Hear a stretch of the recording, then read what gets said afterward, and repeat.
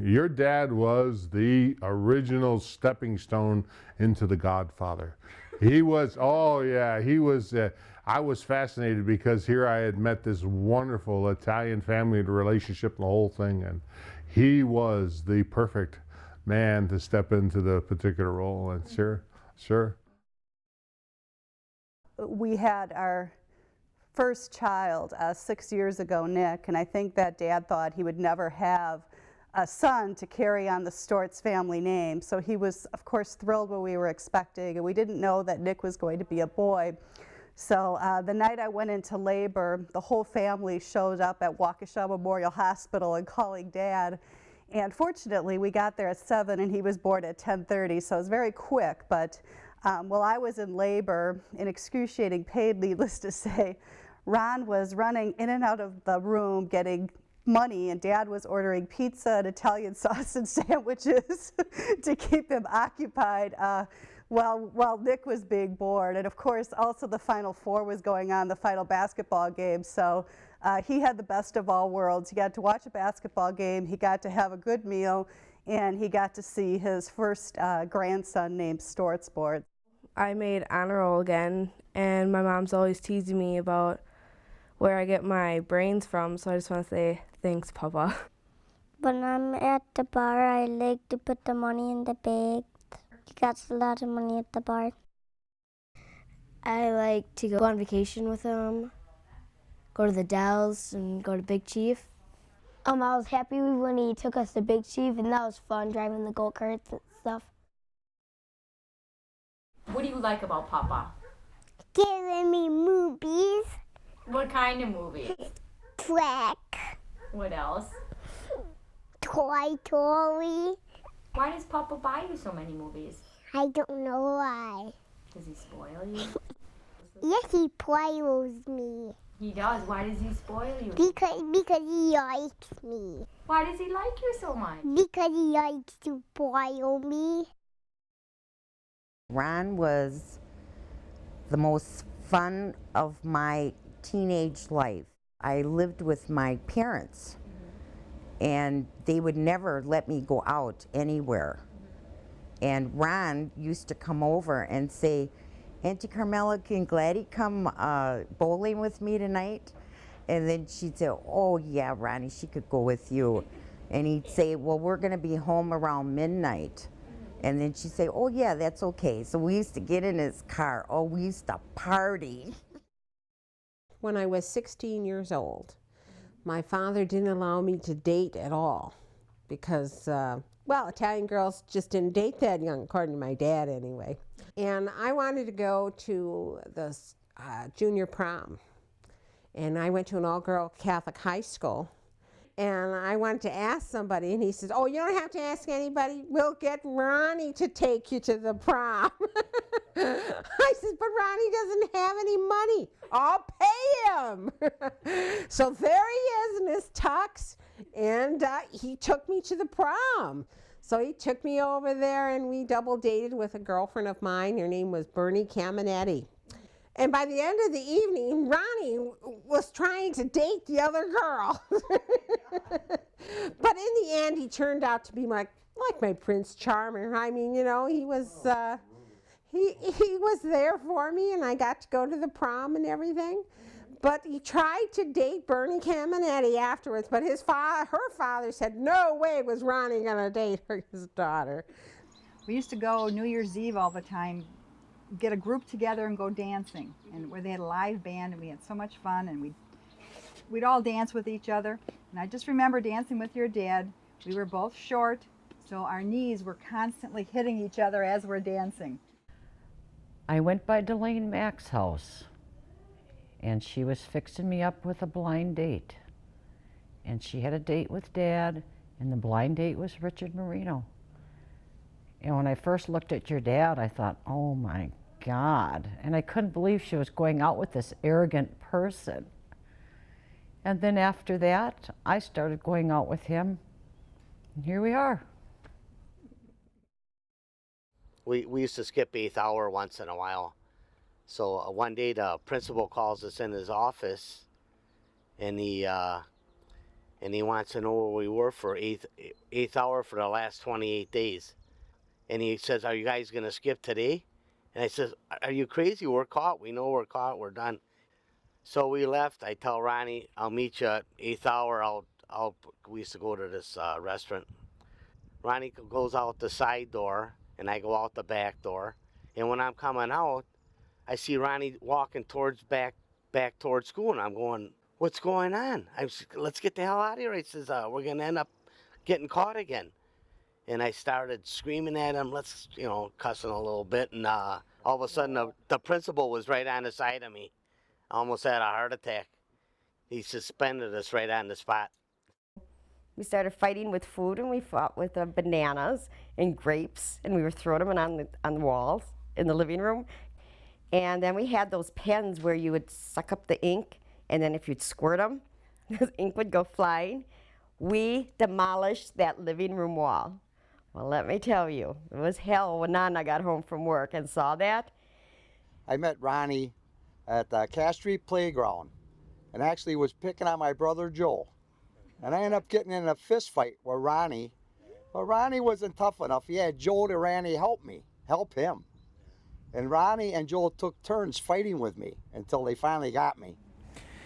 We were working at Automatique, and we're on our way up north deer hunting with Joel Miller and a bunch of other guys from Automatique. And if anybody knows Joel Miller and the Automatique crew, I mean, this wasn't deer hunting. We were going up there to do a lot of drinking and playing cards. So on our way up there, we're pretty drunk before we even get up there. But that still isn't enough. We have to stop into this bar. And we came into this bar. This place was wild. And they had these very sexy cocktail waitresses serving drinks. Ronnie and I come in there. We go over into a corner somewhere, and we're talking about something. Here comes this scantily clad waitress, takes our order. So anyway, when she comes over with our 2 drinks, Ronnie says, I got this. So he takes this bill, and he puts it into the top of her dress. And she gives us our 2 beers. And all of a sudden, I turn around and I look. Ronnie's got his hand back down the front of her dress. I said, Ronnie, what in the hell are you doing? He says, what do you think? I'm getting change. I went to Whitewater for a party or something, and I ended up getting a migraine. So somebody drove me home from Whitewater, but now I left the car there. So Laura Bartelt and I went up there to get it. And mom and dad bought a new Buick LeSabre, and he said, whatever you do not let her drive the car. I'm like, oh yeah, don't worry, I won't let her drive it. So I had to really talk her into going, and the first thing she said was, can I drive the new car home? I'm like, yeah, don't worry. So we go to Whitewater, and we come home, and it's about, I don't know, it was late, probably like 9 o'clock. It was dark. She's behind me, and all of a sudden I see the lights kind of just go off, and I went around the bend, but the lights went this way, and I thought, well, what the heck happened? So I turn around, and here, she's got the brand new Buick LeSabre down in the cornfield, down a big hill. I'm like, Laura, what are you doing? Well, she got all nice and comfy in the new LeSabre. She turned up the heat and just fell right to sleep driving it home. And apparently when Laura opened her eyes, all she seen was corn stalks flying everywhere. So we got it out of there thinking, no big deal. Get home, nobody will know. And Ma takes the car to work the next morning and calls Dad and wants to know, why his Christmas present, which was in the trunk of the car, was all smashed to pieces. Well, it was a little bumpy, I think, going down that cornfield. And then Dad asked me why there were corn stalks in the grill of the car. It's a 58 Chevy. It's what he had when we were going out, only his was a convertible. So he's restoring this. He wants everything to be super. I took him over to see the 58 Chevrolet, and he decided to buy it. It took us about 8 months, and we finally bought the car. And then I told Ron that my job was to make sure that he didn't make any mistakes. Well, Dad will hold a screwdriver or get him a tool or something. You don't want Dad touching the car. I'm training him. I got him a little model that he looks at, this little model here.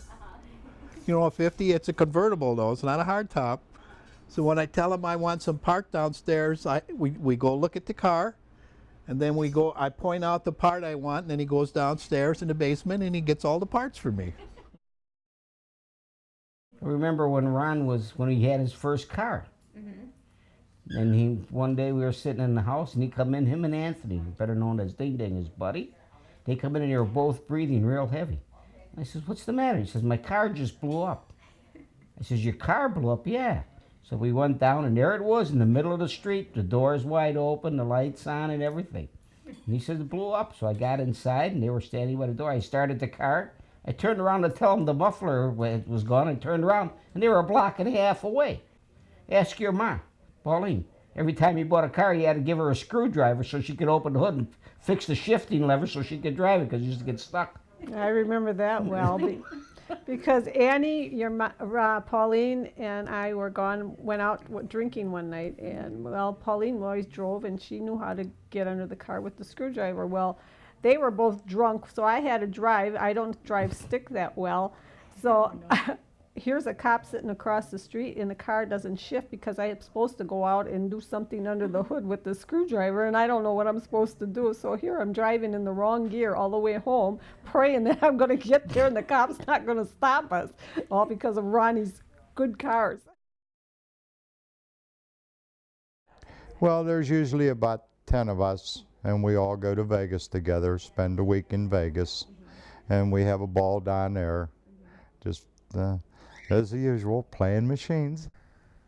So Dad and I are walking through a casino. We're going to be being the big high rollers that we are without the ladies. So we walk up to a Paigo poker table. We put our $50 bets down, and as the dealer's shuffling the cards, Dad and I start to, chit-chat. So as our conversation is done, we're the only ones at the table. We turn to get our cards. Well, lo and behold, there's 4 dominoes in front of us, and we look at each other like, what the hell is this? A couple of times in the summer, we would take a family trip down to Arlington Racetrack, and usually Ron would drive, but Dana and Nana would go along, and I always just remember the two of them going back and forth on the whole trip. Nana would be counting her money and counting her money and counting her money, and then we'd get to the track, and Dad would run and get tickets for Nana at that point. Now Ron does it for Dad, but at this point he did it for Nana. And as soon as he'd get back to his seat, she would want another horse. So he would end up with a pocket full of 6 tickets, 9 horses run, and then he'd always laugh how she'd be so excited that she won, and then he'd tell us on the side, by the way, she had 3/4 of the field she was bound to win. I remember as a kid that my dad would let me miss school to go to the horse track. It'd be him, myself, my Nana, and my grandpa. And looking back, those are really fond memories I had of my Nana. We had a great time at the track.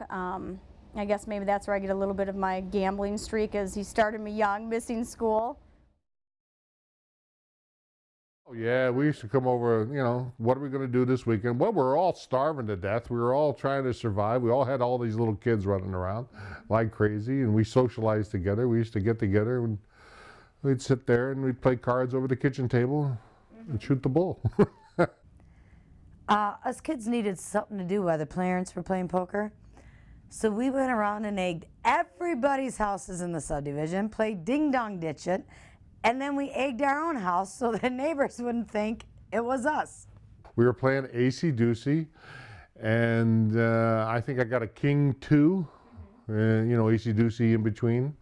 And then I got another king back, and I lost. Of course, I wagered the pot, which was about $40 or something like that, or $80, whatever it was. But I remember having to write him a check for $80 that night, and your mother was shaking her head the whole time. She couldn't believe the whole situation. Dad being a coach in Little League was such a wonderful experience with me and Fred. If it wasn't for that, I would have never played high school baseball. Fred and I both enjoyed it very much. And I know you spent a lot of time into that and a lot of years, so that was wonderful. And he used to take us to the Tutti Frutti. And he took all the kids out there after the games and bought us all ice cream. And he spent his own money and bought a pitching machine for the kids in the Little League. And we weren't the best behaved kids, but we won first place. So he was doing something right. Wow. And I think the ice cream carried on to his latter years because he still keeps eating ice cream. Whenever Dad would shoot a duck, he could never manage to just kill the thing and always be whack, whack, whack, whack, whack around. And so he'd be like, just go up there, pick it up and snap its neck. And I'd be like, snap its neck? Yeah, just take it and I'm like, okay. So I'd pick this thing up and the poor duck was just whack, whack, whacking away and I'm torturing it. So I popped this one duck down and it's swimming around and we was out there with the oar trying to hit it, we couldn't get it, you know, it kept on, it wouldn't go down and kill itself, but it stayed on top of the water. So I said, well, get the 20 gauge out. Ron says, let me shoot him, let me shoot him, let me shoot him. All right, Ron, shoot him. I said, now just aim at the head, take the head off, Ron, just take the head off. It was only 10 foot away from the boat, 10 foot from me to that chair. You know, boom, I went and picked it, half that duck was gone, gone, just gone. I was fit to be tied that time. I was so mad. I mean, it was junk. You had to throw it away. I just flew in from New York, and it was in the early afternoon. Stopped in the bar and walked in and asked for a Bud Light. He says, this is Miller country. We don't sell Bud Light. If you want Bud Light, go up the street. Well, I was working third shift at Sussex Plastics. And then he ended up asking me to work for him, and the first day I worked for him, I think I was a little bit late. And I had to call up and say, do I still have a job? And he said, yeah, you do, just come on in. I never had a lot of confidence in myself. Your dad gave me courage and he pushed me, and I'm doing good and I have a lot of confidence in myself, and I thank your dad for that because he's the one that did it for me. And I was in my 40s, mind you, when he finally decided to do this. But at least he did it, and it was nice. And I love your dad, and we just, brother and sister, were very, very close. He's my best friend. I couldn't ask to have better foster parents than I did with Ron and Pauline. I mean, I couldn't. He was a super nice guy. Yeah, person I'd like to have for a friend. When I was at my very lowest, having really hard times, I always knew that Ron would be there, and he always was. He was always there for me. He'll do anything for you, and he's a fun-loving, caring kind of guy. Sometimes a BSer, but sometimes you need that, you know what I mean? I don't know, he's always been around for me. You know, I love working for him, and just great. Ron, I just wanted to wish you happy birthday, honey. You've had a good 60 years. You've got 5 beautiful kids. You've got 9 beautiful great-grandkids. You've got a wonderful daughter-in-law and 2 wonderful son-in-laws. So we've got a lot to be thankful for. So, hon, I just hope you have a really happy birthday, and I love you.